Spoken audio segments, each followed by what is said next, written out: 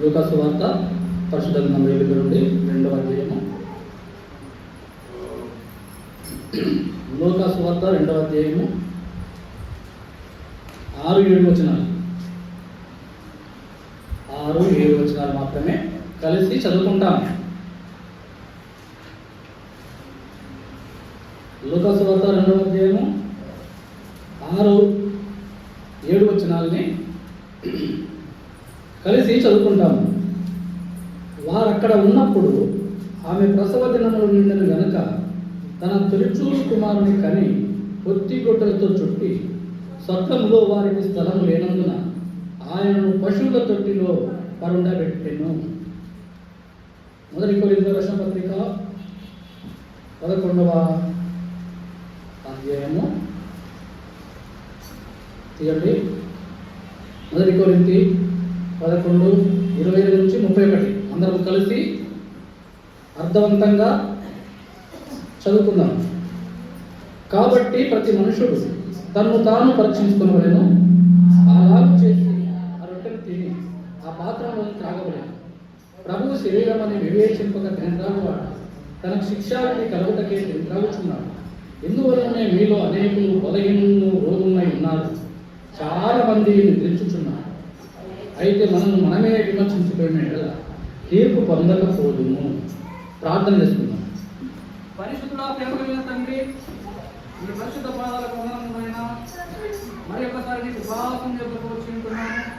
నన్ను ఖాళీ చేసి నీ వాక్కుతో నింపి నీ మాట మన నోట ఉంచుమని దీనుడుగా తగ్గించుకొని వేడుకొంటున్నాను తండ్రి. ఆమేన్.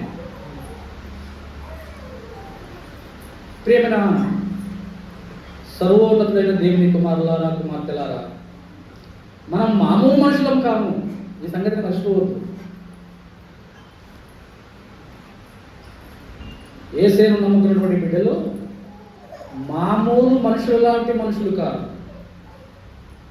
వాళ్ళు దైవములు. ఎవరంట? దైవములు, దేవుని కుమారులు, దేవుని కుమార్తెలు. మరి దేవుని కుమారులు, దేవుని కుమార్తెలను చెప్పుకునే మనము ఆ దేవుని మన హృదయంలో ఉంచుకుంటున్నామా? ఆ దేవునికి మన హృదయంలో స్థానం ఇస్తున్నామా? స్థలం ఇస్తున్నామా? మన ఇంటిలో స్థలం ఉన్నదా? మన హృదయంలో స్థలం ఉన్నదా? కనీసం మన మందిరంలో స్థలం ఇస్తున్నామా? మందిరాలు చాలా అలంకారంగా కట్టబడవచ్చు, దేవునికి స్థలం లేకపోతే వృధా. దేవుడు ఏమంటాడు? హస్తకృతాలయాలలో నేను నివసించడం చెప్పిన దేవుడు. మరి ఎలా ఉంటాడంటే, మన హృదయంలో దేవుడు ఉంటే, హృదయంలో దేవుని కలిగినటువంటి ఆత్మలు దేవుని సన్నిధికి వచ్చి దేవుని పరిశుద్ధ మందిరంలో ఆరాధిస్తే అక్కడ ఉంటాడు దేవుడు. కాబట్టి ఇక్కడ కన్య మరియ యేసుక్రీస్తు ప్రభువుని లోకరక్షకుని తన హృదయంలో తన గర్భంలో ఉంచుకొని ప్రసవ వేదన పడుచు స్థలాన్ని వెతుకుతా ఉన్నది. ఏమి వెతుకుతా ఉన్నది? మరియా స్థలము కావాలి ఆమెకి. ఒక నీడ కావాలి, ఒక ఆశ్రయం కావాలి. స్థలం కొరకు వెతుకులాడుతా ఉన్నది. ప్రసవించడానికి, లోకరక్షకుని కనడానికి స్థలాన్ని వెతుకుతా ఉంటే ఎవరు కూడా స్థలం ఇవ్వడం లేదు. సత్రం దగ్గరికి పోయినారు. సత్రమంతా గుంపుగా నిండి ఉన్నది, స్థలము లేదు. అందులో జనాలంతా గుంపుగా నిండి ఉన్న కారణాన్ని బట్టి స్థలము లేదు. సత్రములో స్థలము లేనందున అంటే అయిపోయింది. మరి ఎక్కడ స్థలం దొరికింది ఆయనకి? పశువుల ఆకలి. పశువులు ఆశ్రయించినాయి. ఎవరికి? లోకరక్షకునికి మనుషులు ఆశ్రయం ఇవ్వలేదు, మనుషులు స్థలం ఇవ్వలేదు, ఒక పశువు స్థలం ఇచ్చింది. పశువుల పాక ఆశ్రయం చేసుకున్నది. ప్రియమైన దేవుని బిడ్డలారా, ఎంత బాధాకరం కదా, ఎంత బాధాకరం. నిన్ను నన్ను కట్టిన వానికి స్థలం లేకపోతే, నిన్ను నన్ను పుట్టించిన వానికి స్థలం లేకపోతే ఎంత బాధాకరము, ఎంత హృదయ ఘోష. ఆ హృదయ ఘోష ఇంతంత కాదు. ప్రియమైన దేవుని బిడ్డలారా, యేసు ప్రభుకే స్థలం లేకపోతే నిన్ను నన్ను కన్నటువంటి తల్లిదండ్రులకు స్థలం ఉన్నదా? నిన్ను నన్ను కన్నటువంటి తల్లిదండ్రులకు మన హృదయంలో స్థలం ఉన్నదా? ఇంటిలో స్థలం ఉన్నదా? ఈరోజు ఒక తండ్రిని, ఒక తల్లిని, ఓ కుమారుడో కుమార్తెలో ప్రేమిస్తలేదు అని అంటే కారణం ఏమిటి? హృదయంలో స్థలం లేదు. ఎవరికి? తల్లికి లేదు, తండ్రికి లేదు. తల్లికి తండ్రికి స్థలం లేని కారణాన్ని బట్టి అసమాధానం, అశాంతి, గొడవలు, పంచాయతీలు, కుటుంబాలు చిన్న భిన్నం అయిపోతా ఉన్నాయి. ప్రియమైన స్థలము తల్లిదండ్రులకు ఎప్పుడు దొరుకుతున్నది అంటే, సర్వోన్నతమైనటువంటి దేవుడు, లోకరక్షకుడు, లోకానికి వెలుగు, ఆ యేసయ్యకు మన హృదయంలో స్థలం ఇస్తే తల్లిదండ్రులకు స్థలం దొరుకుతుంది. తల్లిదండ్రులకు స్థలం దొరుకుతుంది. ఒక భార్య హృదయంలో భర్తకు స్థలం ఉంటుందా? ఒక భర్త హృదయంలో భార్యకు స్థలం ఉందా?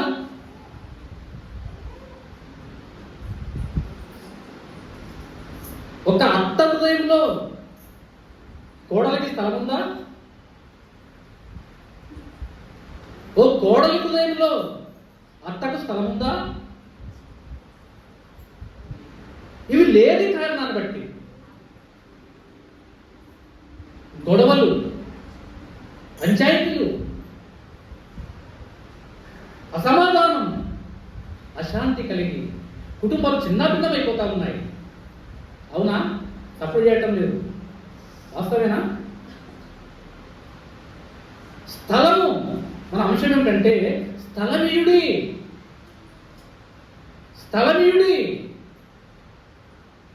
ఎవరికి స్థలం ఇవ్వాలి? మొట్టమొదటగా మన దేవునికి స్థలం ఇవ్వాలి, మన యేసయ్యకు స్థలం ఇవ్వాలి. మన యేసయ్యకు స్థలం ఇవ్వాలి. యేసయ్యకు స్థలం ఇస్తే తల్లికి, తండ్రికి, ఓ భర్తకు, ఓ భార్యకు, ఓ అత్తకు, ఓ కోడలికి, ఇంకా కాస్త ముందుకెళ్తే కుమారులకు కూడా, కుమార్తెలకు కూడా స్థలాలు ఉండాలి చిన్నపిల్లప్పుడే. ఎప్పుడు దొరుకుతుందని అంటే యేసయ్యను తన హృదయంలో చేర్చుకొని భయముతో, భక్తితో తన జీవనం గడుపుతా వచ్చినప్పుడు, యేసయ్యను ఆరాధిస్తూ వచ్చినప్పుడు స్థలం దొరుకుతుంది. మరి ఆ బెత్లెహేములో ఎందుకు స్థలం దొరకలేదు? అక్కడ ఉన్నటువంటి జనాలందరూ యేసయ్యకు స్థలం ఇవ్వని వారే. యేసయ్యకే కాదు, భార్య అంటే భర్తకు భయం లేదు, భర్త అంటే భార్య భయం లేదు, అసలు మనుషులకు సమాధానం లేదు. సమాధానం లేదు అని అంటే ఆమోసు రాసినటువంటి పత్రికలో ఏమనుంది? 3వ అధ్యాయం, సమ్మతించకుండా ఇద్దరు కూడి నడుతురా. సమ్మతించకుండా ఇద్దరు కూడి నడుతురా. యేసయ్యకు తన ఇంటిలో స్థలం దొరకాలంటే ఇద్దరికి సమాధానం ఉండాలి. ఇక్కడ ఇద్దరనే మాట వాడండి. సమ్మతించకుండా ఇద్దరు కూడి నడుతురా. ఇద్దరు ఎందుకు రాయాలి మరి? భర్తకుండి భార్య లేకపోయినా యేసయ్య ఇంట్లోకి రాడు. భార్యకుండి భర్తకు లేకపోయినా యేసయ్య ఇంట్లోకి రా. ఎందుకు? ఆ ఇంట్లో సమాధానం లేదు కాబట్టి. మరి ఎట్లా? భర్త నమ్ముకోలేదు, భార్య నమ్ముకోలేదు. భార్య నమ్ముకుంది, భర్త నమ్ముకోలేదు. మరి యేసయ్య ఉండడా? అంటే హృదయంలో ఉంటాడు, అంతవరకే. హృదయంలో ఉంటాడు. నమ్ముకున్న వాళ్ళ హృదయంలోనే ఉంటాడు, ఇంటిలో ఉంటాడు. ఎందుకు? ఇంటిలో సమాధానం లేదు. ఇంట్లో సమాధానం లేదు. అర్థమవుతుందా? మరి హృదయంలో ఉన్నాక ఇంట్లో ఎందుకున్నాడు అనుకుంటున్నారా? ఇల్లు అంటే ఉమ్మడిగా ఉండేది. హృదయం అంటే ఎవరి ఆత్మరక్షణ వాళ్ళే. నా వరకు నేను ఏసీ నమ్ముకున్నా కాబట్టి నాకు ఏసీ స్థలం ఉంది నా హృదయంలో. ఇంట్లోకి వెళ్తే నా పిల్లలకు నా భార్య రక్షణ లేదనుకో, నేను ఇంట్లో ఏసీ ఉంటాడా? ఎందుకు? సమాధానం లేదు కాబట్టి, ఏసీ స్థలం లేదు కాబట్టి. అక్కడ కుటుంబ ప్రార్థన ఉండదు, అక్కడ ప్రార్థన ఉండదు, ఆరాధన ఉండదు, అక్కడ ధూపం ఉండదు ఆ ఇంటిలో. ఏమైనా దేవుని బిడ్డలారా, మరి అన్నిటికీ ఎన్ని చక్కబడాలంటే ఏసీకి స్థలం ఇవ్వాలి. సత్రంలో స్థలము లేనందున పశువుల తొట్టిలో పరుండబెట్టింది. దేవుని బిడ్డలారా చూడండి, ఆ దేవుడు అంటున్నాడు మత్తయి సువార్త 8:20. ఏమండి? మత్తయి సువార్త 8:20.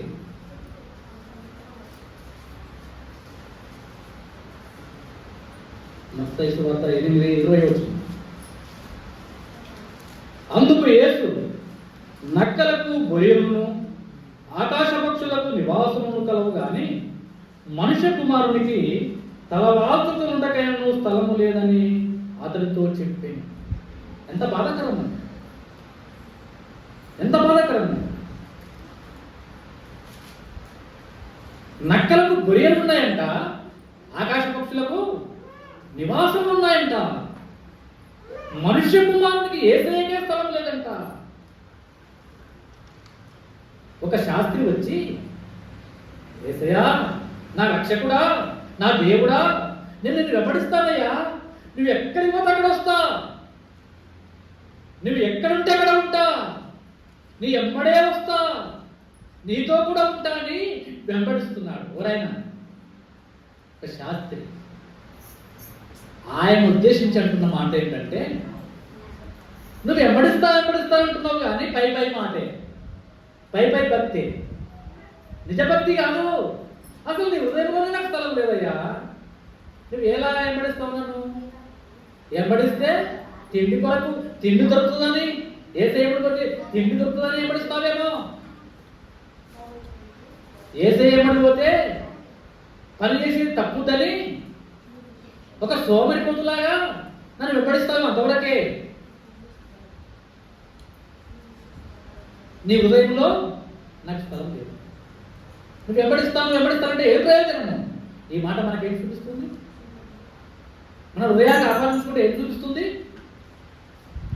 ఏసే ఇంటికి వస్తున్నాం, పనంతా వదిలిపెట్టి వస్తున్నాం. పనంతా వదిలిపెట్టి యేసయ్య పరిశుద్ధ మందిరానికి వచ్చి ఆరాధిస్తా వచ్చినటువంటి మనము దేవుని దృష్టిలో ఎలాగున్నాము? శాస్త్రిలాగానే ఉన్నామేమో. ఈ శాస్త్రిలాగానే ఉన్నామేమో. ఈ శాస్త్రిని పట్టుకొని మాట అంటున్నాడంటే ఇప్పుడు మిమ్మల్ని నన్ను ఉద్దేశించి అంటున్నాడేమో. మీరు ఎంతగా ఆరాధిస్తూ వచ్చినారే, అసలు నాకు మీ హృదయంలోనే స్థలం లేదు అంటున్నాడేమో. మీరు ఎంతగా పాటలు పాడుతూ వచ్చినారే, పాటలు పాడిన మీలో అసలు నాకు స్థలమే లేదు అంటున్నాడేమో. ఎంతగా నువ్వు వాక్యం చెప్తున్నావే, వాక్యం చెప్పే నీకు నీ హృదయంలో నాకు స్థలమే లేదు అంటున్నాడేమో. అది ఎవరికి తెలుసు? తన మనోనేత్రాలు వెలిగింపబడినప్పుడు యేసయ్య హృదయంలో నిజంగానే ఉన్నాడా లేడా అని గ్రహిస్తున్నప్పుడు, వాక్యపు వెలుగులో పరీక్షించుకుంటున్నప్పుడు మనకు తెలిసిపోతుంది. మన మనస్సాక్షి చెప్తుంది, నువ్వు బాగానే చెప్పినావు లేవా, మనం ఏం మాట్లాడినావు, దేవునికి విరుద్ధంగా మాట్లాడలేదా? దేవునికి విరుద్ధంగా ప్రవర్తించలేదా? బాగానే వాక్యం చెప్తున్నావు.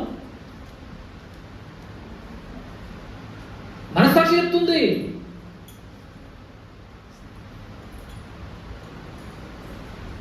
మనుషులను కవర్ చేయవచ్చు,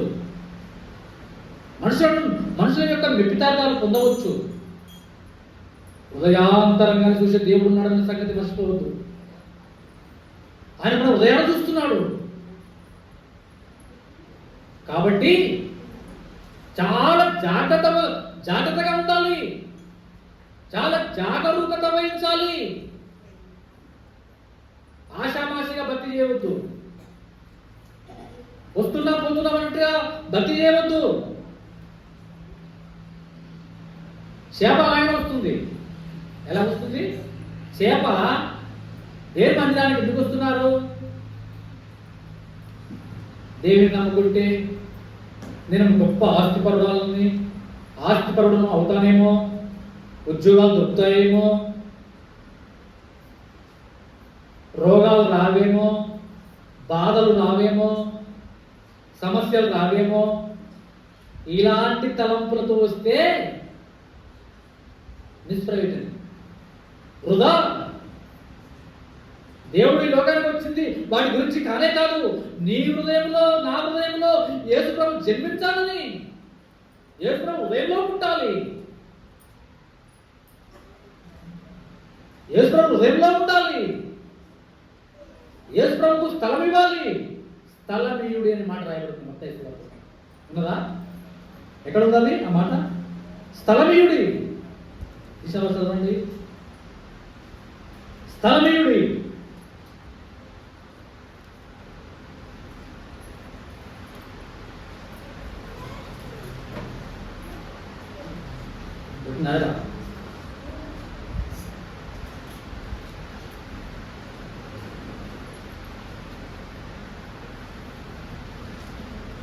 వాక్యం చదవడం లేదు, దొరకలే. స్థలమీయుడి చదవండి.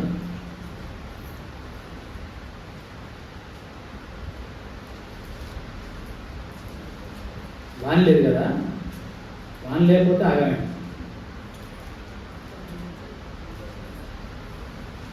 మీతోనే తిప్పేయాలి. స్థలమీయుడి.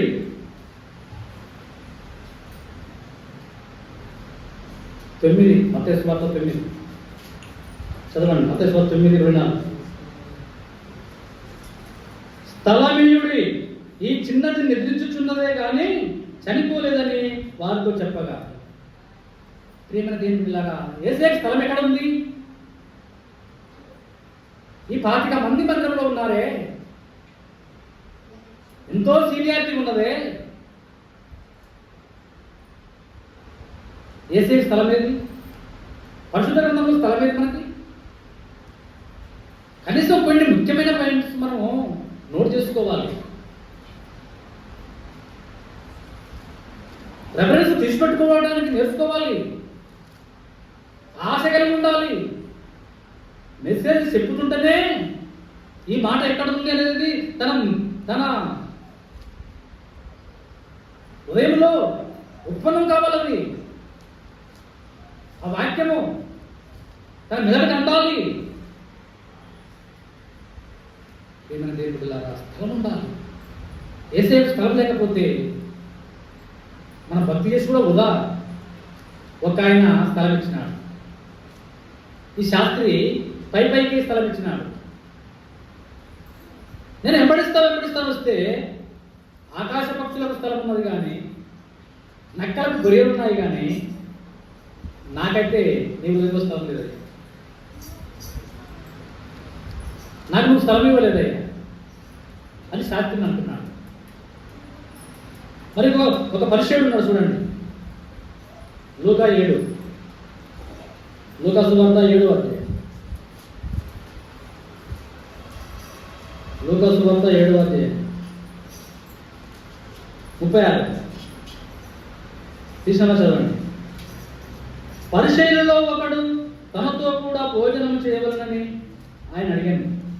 ఆయన ఆ పరిసయ్యుని ఇంటికి వెళ్ళి భోజన పంక్తిని కూర్చుండగా ఆ ఊరిలో ఉన్న పాపాత్మురాలైన ఒక స్త్రీ యేసు పరిసయ్యుని ఇంట భోజనమునకు కూర్చున్నాడని తెలుసుకొని ఒక బుట్టిలో అత్తరు తీసుకొని వచ్చి వెనుక తట్టు ఆయన పాదముల యొద్ద నిలబడి ఏడ్చుతూ కన్నీళ్లతో ఆయన పాదములను తడిపి తన తల వెంట్రుకలతో తుడిచి ఆయన పాదములను ముద్దు పెట్టుకొని ఆ అత్తరు వాటికి పూసేను. చూడండి, భోజనానికి పిలిచింది ఎవరు ఇక్కడ? ఎవరు? పరిసయ్యుడు. చెప్పండి, నోటితో చెప్పండి. భోజనానికి పిలిచింది ఎవరు? పరిసయ్యుడు. అర్థమైతే తెలిసి భోజనానికి పిలిచింది పరిసయ్యుడు. యేసు ఎక్కడున్నాడో అని వెతుకుతా ఉన్నది ఒక పాపాత్మురాలు. చూడండి, పరిసయ్యుడు అంటే లోకానుసారంగా ఆయన ఎవరంట? పాపం లేనివాడు. ఈ స్త్రీ అంటే పాపాత్మురాలంట. పరిసయ్యునికి ఉన్నటువంటి ఆశ ఆసక్తి, ఈ పాపాత్మురాలకు ఉన్నటువంటి ఆశ ఆసక్తి గ్రహించి గమనిస్తే తేడా ఉన్నది. తేడా ఉందా? భోజనానికి ఆహ్వానించినాడు యేసయ్యను. మరి యేసయ్యకి ఇంటిలో స్థలం ఇచ్చినట్టు అయ్యానంట పరిసయ్యుడు. ఇచ్చినట్టు అయ్యానంట. ఇచ్చింది. ఇవ్వలే. ఈ శాస్త్రిలాగానే ఈ పరిసయ్యుని ఉద్దేశించి కూడా అంటున్నాడు దేవుడు, ఆకాశ పక్షులకు నివాసం ఉన్నవి కానీ, నక్కలకు గొర్రెలు ఉన్నవి కానీ నీ ఉదయంలో నాకు స్థలం లేదంటున్నాడు. నీ ఇంట్లో నాకు స్థలం లేదంటున్నాడు. ఎవరిని? ఈ పరిచయం అంటున్నాడు. మొట్టమొదటిగా ఎవరిని అన్నాడు? శాస్త్రిని అన్నాడు. ఇప్పుడు ఎవరిని అంటున్నాడు? పరిచయం అంటున్నాడు. ఎందుకు? ఆ మాట కూడా ఇక్కడ ఉండదు. 44 వచ్చిన లూకా సువార్త 7వ అధ్యాయం 44 వచ్చిన చదువు ఎవరికి రాదా? ఆ స్త్రీ వైపు తిరిగి సీమోనుతో ఎట్లను, ఈ స్త్రీని చూస్తున్నావే, నేను నీ ఇంటిలోనికి రాగా నీవు నా పాదములకు నీలిగలేదు కానీ ఈమె తన కన్నీళ్లతో నా పాదములను తడిపి తన తల వెంట్రుకలతో తుడిచెను. నీవు నన్ను ముద్దు పెట్టుకోలేదు కానీ నేను లోనికి వచ్చినప్పటి నుండి ఈమె నా పాదములు ముద్దు పెట్టుకుంటా మానలేదు. చూడండి, ఇప్పుడు ఎవరు ఇలా యేసు ప్రభువుకు స్థలం ఇచ్చింది? ఎవరు? ఈ స్త్రీ. మరి పరిసయ్యుడి భోజనాలు ఇస్తే ఏం లాభము? ఈ మాట మన హృదయాలకు, మన జీవితాలకు ఆపాదించుకుంటే మనం ఎలాగా ఉన్నాం? పనంతా వదిలిపెట్టి యేసయ్య ఇంటికి రావచ్చు, ఆరాధించవచ్చు. ఈ పరిశీలనగా ఉన్నాం మేము. ఏ ప్రయోజనము? యేసయ్య కొరకు ఎంతో భోజనం సిద్ధపరిచిండు, భోజనం పెట్టాలని. పరిసయ్యుడు యేసు ప్రభువును తన ఇంట్లోకి ఆహ్వానించి భోజనం పెట్టాలని ఎంతో సిద్ధపాటు చేసి ఉండవచ్చు, ఎంతో ఖర్చు చేసి ఉండవచ్చు. కానీ ఏం ప్రయోజనము? ఉదయంలో స్థలం లేకపోతే ఏ ప్రయోజనము? దేవుని బిడ్డలారా, మనం ఏ విధంగా ఉన్నాం? యేసయ్య ఇంట్లో చేర్చుకుంటున్నామా?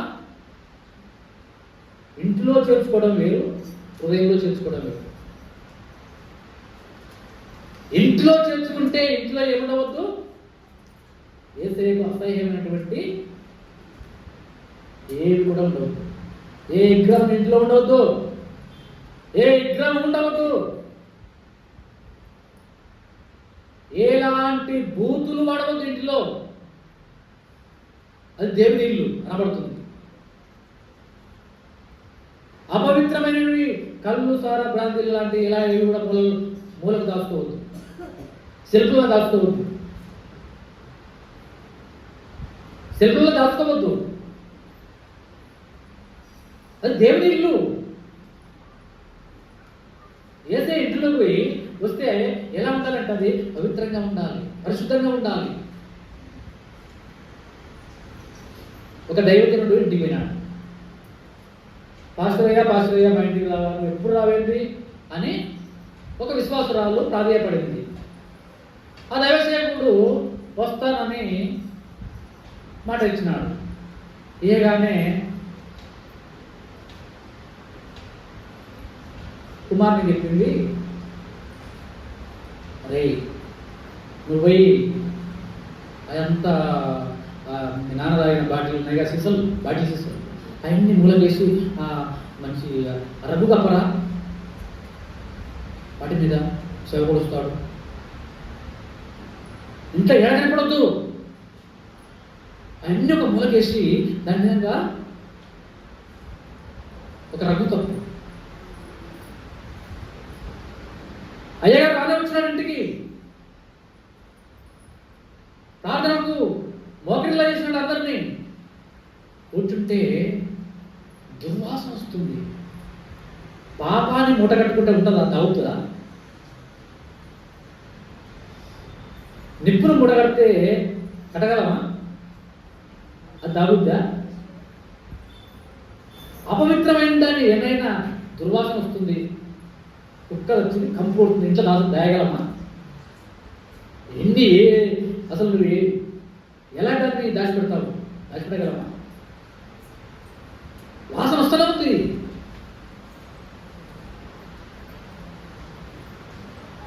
వీళ్ళు కూర్చున్నారంట, ఏంటి వాసన వస్తుంది చెప్పి సేవకుడు పసిగడుతూనే ఉన్నాడు. మరి ఆసనకు అక్కడ ఏమేముందో తినేసిన బొక్కలు ఆ మూల వేసినట్టు ఊరికినాడు. ఆ అబ్బాయికి ఇంటి దగ్గర బయట పడేసినా బాగుంటుండే, అట్లా ఊడ్చి ఆ మూలకు పెట్టి ధర్మంగా మంచి ఒక రగ్గు కట్టినాడు, దుప్పట్లని మంచి చూడడానికి చాలా అందంగా ఉందంట దుప్పట్లు, మన కార్పెట్లా. కుక్క ఎందుకో వచ్చిందంట, అది మూట కలుసుకొని దాని పక్కకు పోయిందంట.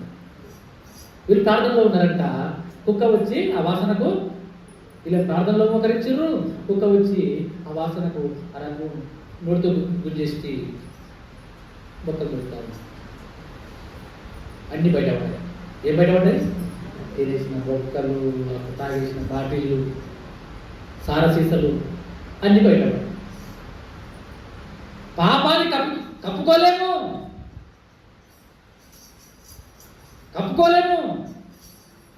అతిక్రమము దాచిపెట్టువాడు వర్ధిల్లాడు కానీ దాన్ని ఒప్పుకొని విడిచిపెట్టువాడు కనికరమును పొందును.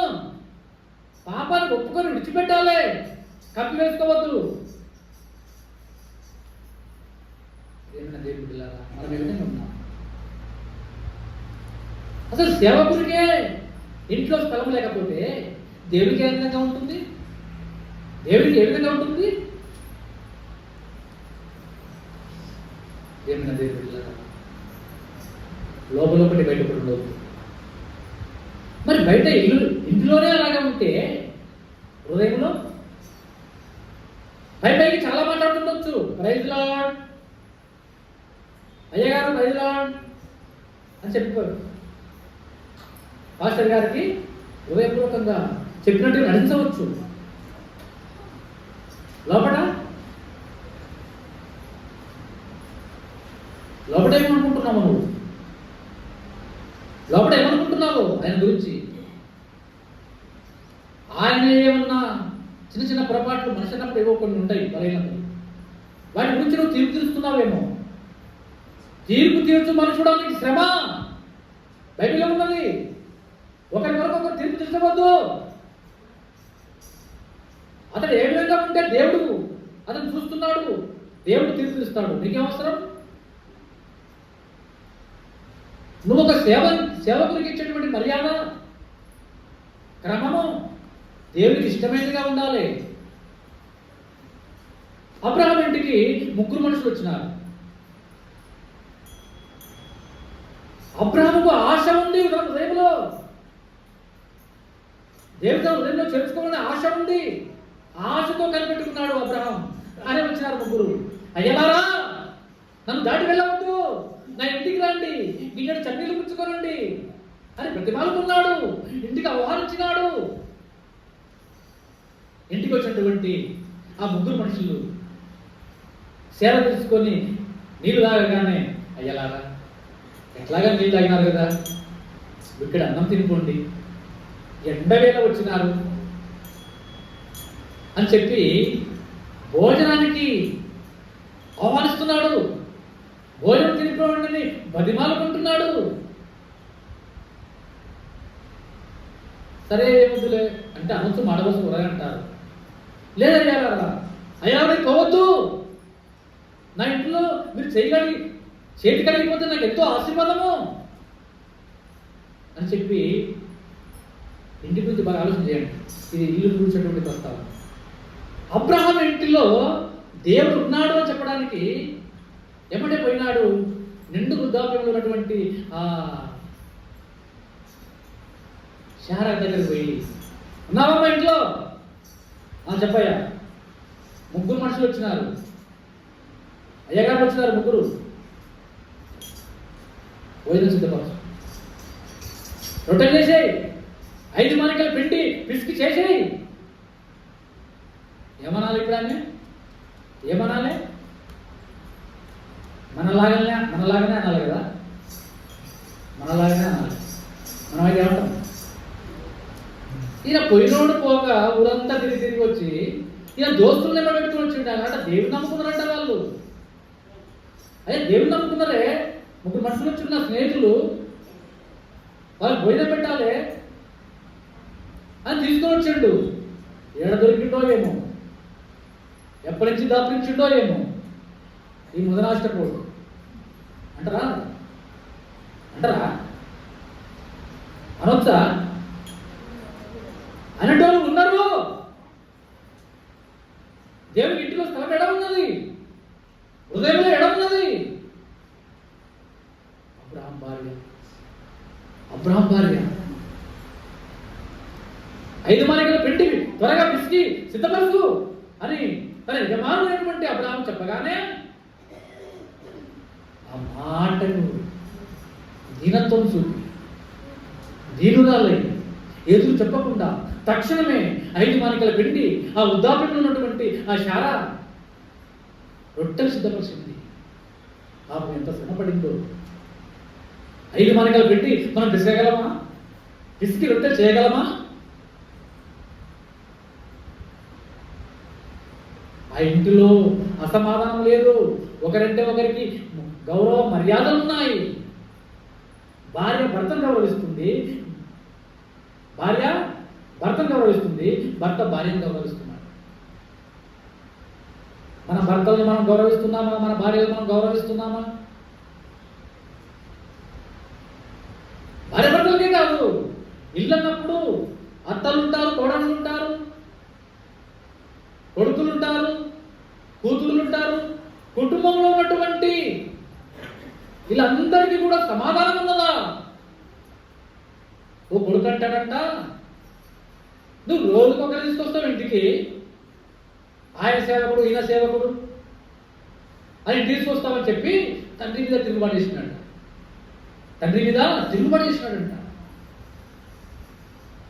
ఆ ఇంట్లో ఏసేపు స్థలం లేదు. లోతు ఇంటికి పోయినాడు ఇద్దరు మనుషులు.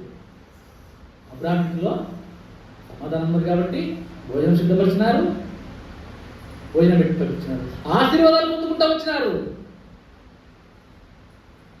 నేను నేను గొప్ప జనంగా నిన్ను ఆశీర్వదించను అని చెప్పినటువంటి దేవుని యొక్క ఆశీర్వాదాలు ఆయన పొందుకోగలిగాడు అబ్రహాము.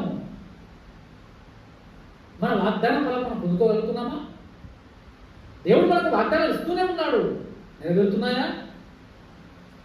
నెరవేర్చబడ్డాయని సాక్ష్యం చెప్పగలమా?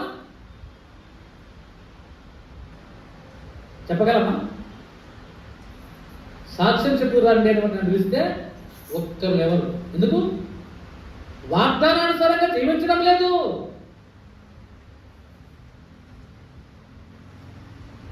అబ్రాహాం సాక్షిగా నిలబడగలిగినాడు. అబ్రాహాం హృదయంలో, శారమ్మ హృదయంలో దేవుడున్నాడు, వారి ఇంట్లో దేవుడున్నాడు. వాడు నడిచిన చోట్లల్లా తోడుగా వెళ్తున్నాడు, దేవుడు కాపరిగా వెళ్తున్నాడు.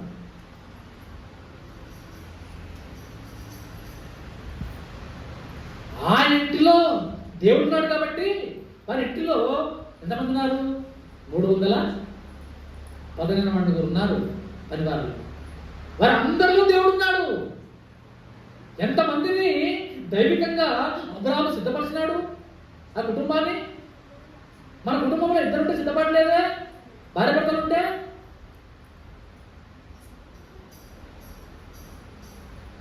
అందరిలో దేవుడు ఉన్న కారణాన్ని బట్టి 4 రాజులను జయిస్తూ వచ్చినారు. 4 నాయకులు.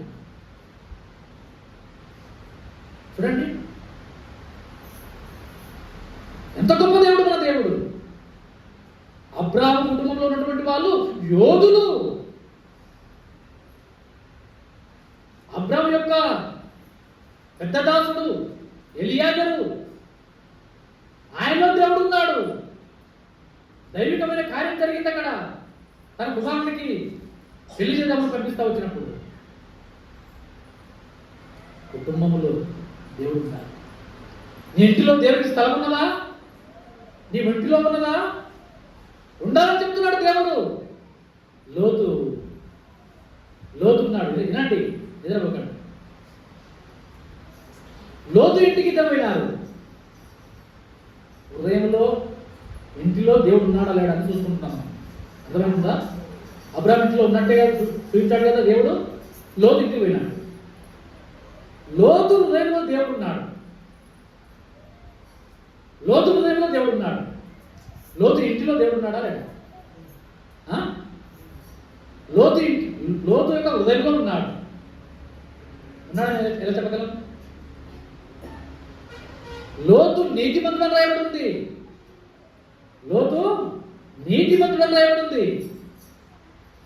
ఆయన నీతిమంతుడు ఎలాగైనాడు? దేవుడిని నమ్మినాడు కాబట్టి నీతిమంతుడు అయినాడు.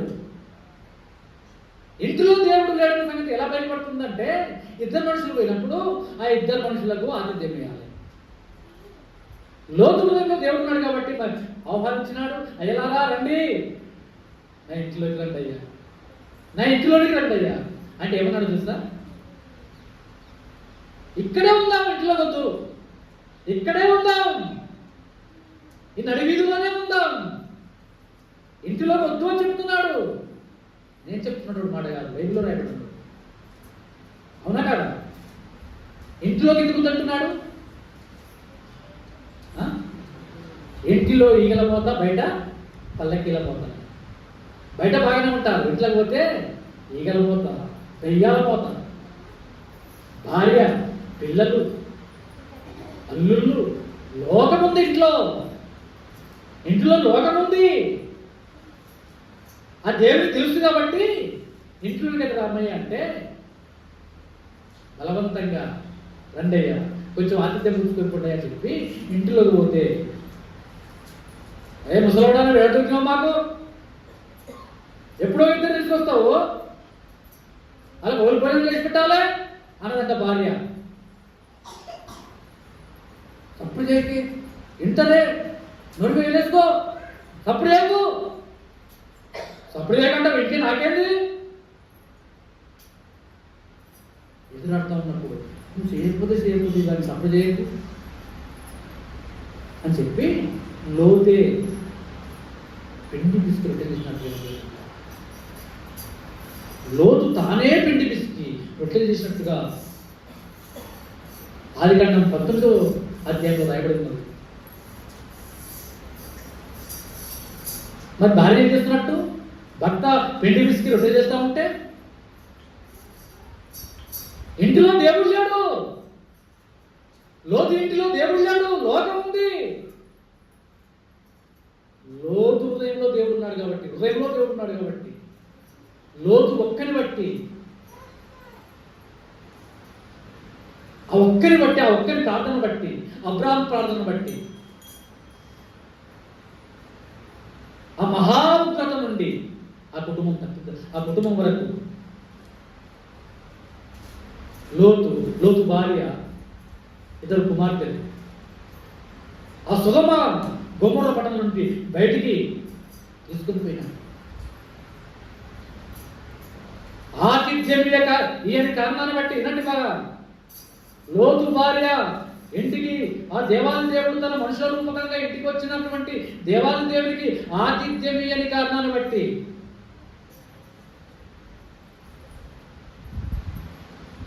లోకం ఆమెను పట్టుకున్న కారణాన్ని బట్టి లోకం వైపే మళ్ళింది. అక్కడ మల్లకమ్మా, లోకం వైపు చూడకమ్మా. లోకంలో ఏమున్నది? శరీరాశ, నేత్రాశ, జీవపు డంబాలు ఉన్నాయి. అక్కడ చూడబాకు. దేవుడు ఖండితంగా గద్దించి చెప్తే ముందుకు వెళ్ళిపోతూనే ఉంది. లోకం గుంజుతూనే ఉంది లోకం. దేవుడు చెప్పినటువంటి మాట ముందుకు నడిపిస్తూనే ఉంది. లోతు, 2 కుమార్తెలు, భార్య, 4 ఏకీభవించి ముందుకు సాగిపోతూనే ఉన్నారు. ముందుకు పోతూనే ఉంటే ఆ 4 ఎవరు బలహీనులని గర్జించు సింహమైనటువంటి సాతానుడు వాడు చూస్తా వచ్చినప్పుడు లోతు భార్య బలహీనంగా కనబడింది.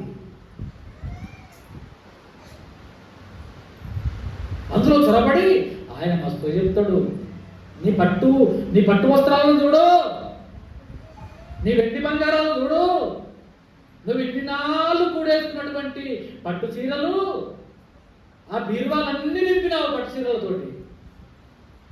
ఎంత బాగా ముందుకు వెళ్ళిపోతున్నావు. వాడు చూడు, ఆయన మస్తు చూడవద్దంటాడు, మస్తుగా చూడవద్దంటాడు. నువ్వు చూడు, అవ్వని అలాగే మోసం చేయలే. ఆయన మస్తు తినవద్దంటాడు, ఎందుకు తినవద్దన్నాడో తెలుసా? అది తింటే మీరు దేవతల రూపం ధరిస్తారని ఆ పండు తినొద్దని చెప్తాడు ఆయన. నువ్వెంత బాగా ఆయన మాట వింటావు, నా మాట అయినో అది తిని చూడు, ఎంత రుచిగా ఉన్నదో, ఎంత రమ్యంగా ఉన్నదో అని అవ్వను మోసం చేసినటువంటి ఆ సాధారణుడే లోతు భార్యను లోకం తట్టు మలిపినాడు. ఎంత తిరగదంటే తిరిగే ఉప్పుస్తాము. ఆ ఇంటిలో దేవుడు లేడు.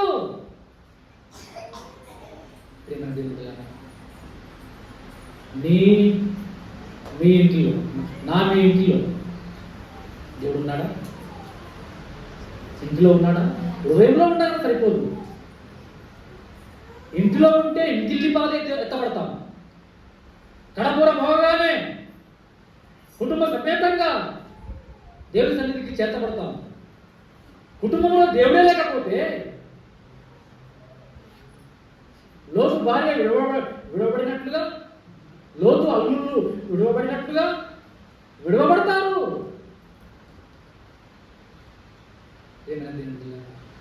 మనం ఏ విధంగా ఉన్నాం చూడండి. చివరికి ఒక మాట చూసుకున్నాం. 2వ రాజుల గ్రంథం 2వ రాజులు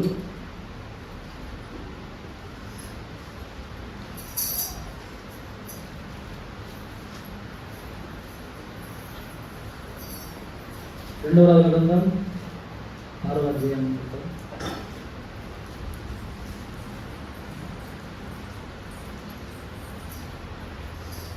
4వ అధ్యాయం 2వ రాజులు 4వ అధ్యాయం 8వ వచనం. డిసెంబర్ 8వ వచనం 4:8. ఒక దినమందు ఎలీషా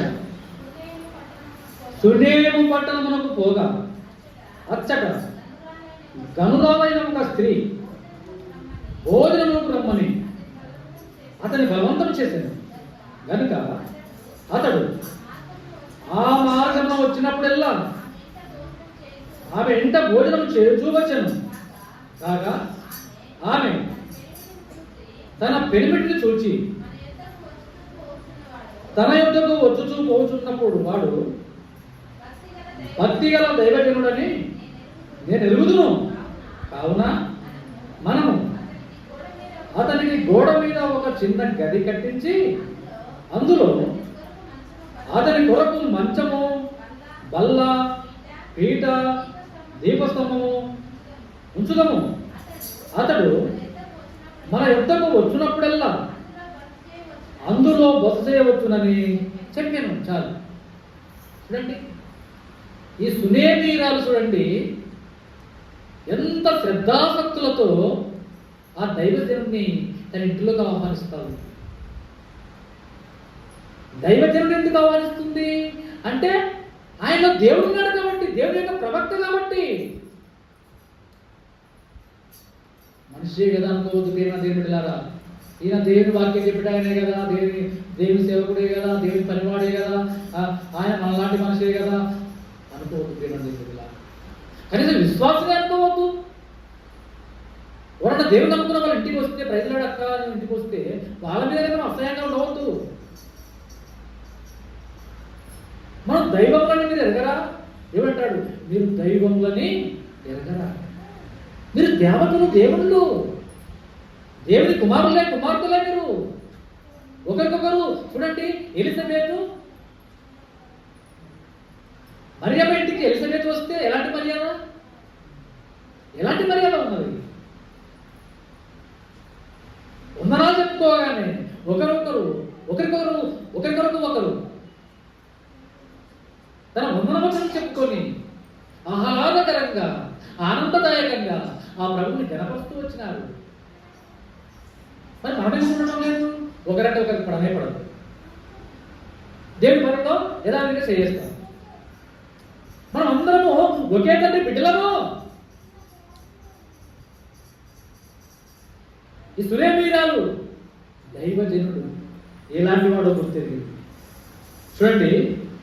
మన యుద్ధకు వచ్చుచూపోతున్నవాడు భక్తి గల దైవజనుడు అని నేను ఎరుగుదును. అబ్బా, ఎలా గుర్తుపట్టింది స్త్రీ? దైవికమైన విధానంలో ఉన్నది కాబట్టి. మనస్సు మంచిదైతే చూసే కళ్ళని మంచి, మన కళ్ళు మంచిగా ఉంటుంది. మనస్సు ఒకటి మంచిగా ఉంటే కళ్ళు మంచిగా ఉంటాయి. మనసు చెడిపోయిందంటే కళ్ళు కూడా చెడ్డవే. అపవిత్రమైన చూపు చూస్తాయి కన్నులు. నీ మనస్సు మంచిగా ఉంటే నీ చెవులు బాగుంటాయి. నువ్వు వినే మాటలు కూడా అర్థం చేసుకుంటే ఎలా? నువ్వు బలి చెప్పినావు కానీ అని ఆమె రేవనాలన్నీ మళ్ళా తోడుతాము. చెవులు మంచిగా ఉండాలి, కన్నులు మంచిగా ఉండాలి, నోరు మంచిదైతే ఊరంతా మంచిదే.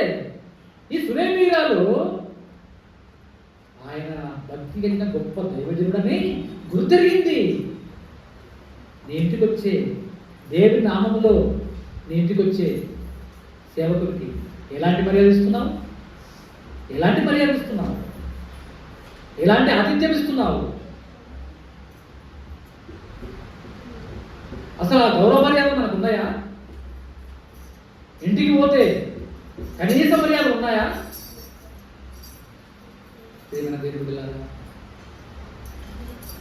మనుషులు చూడాలి. ఆ మనుషుల్లో ఉన్నటువంటి దేవుని చూడాలి. ఆ వచ్చేవాడు ఎవరైనా కానీ ఆయన దేవుడు నమ్ముతున్నాడా లేడా గుర్తెరగాలి. ఆయన భక్తిపరుడా కాడా గుర్తెరగాలి. ఎంత గొప్ప భక్తిపరుడైనా ఏవో కొన్ని చిన్న చిన్న లోపాలు ఉన్నాయేమో. ఆ మనిషిని ఇంటికి వచ్చినప్పుడు ఆ లోపాలు ఎంచవద్దు. అవి వివరించాలే. దేవుడు తీర్పని దేవుడు. ఒకరి కొరకు ఒకరు తీర్పు తీర్చవద్దు.